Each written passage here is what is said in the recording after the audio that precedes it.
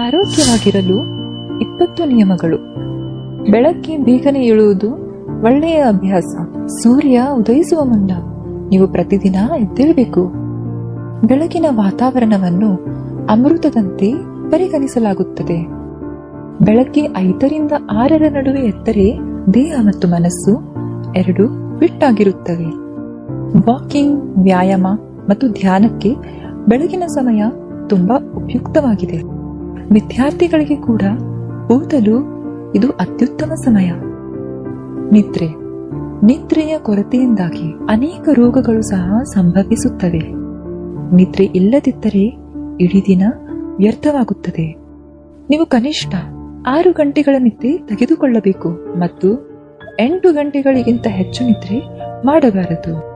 ನಿದ್ರೆಯ ಸಮಯದಲ್ಲಿ ನಮ್ಮ ದೇಹದ ಚೈತನ್ಯವು ದೇಹವನ್ನು ಸರಿಪಡಿಸುತ್ತದೆ.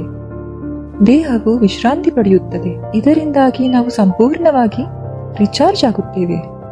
ಸಂಪೂರ್ಣ ನಿದ್ರೆ ಆದರೆ ಮನುಷ್ಯನ ದೇಹದಲ್ಲಿ ಶಕ್ತಿ ಹೆಚ್ಚಾಗುತ್ತದೆ.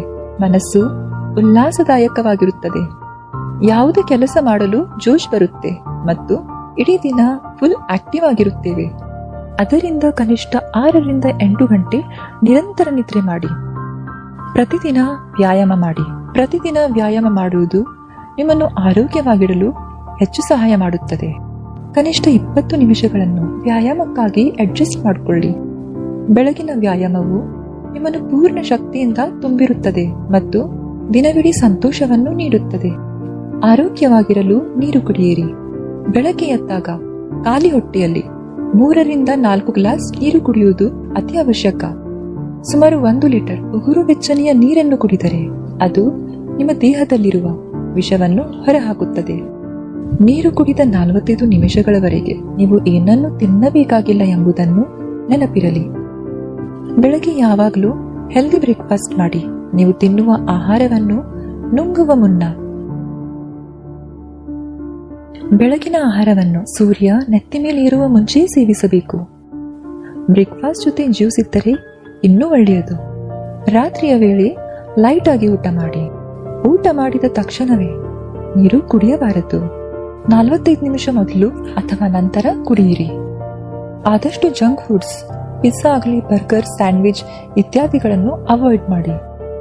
ಮನೆಯಲ್ಲಿ ತಯಾರಿಸಿದ ಆಹಾರವನ್ನು ಸೇವಿಸಿ.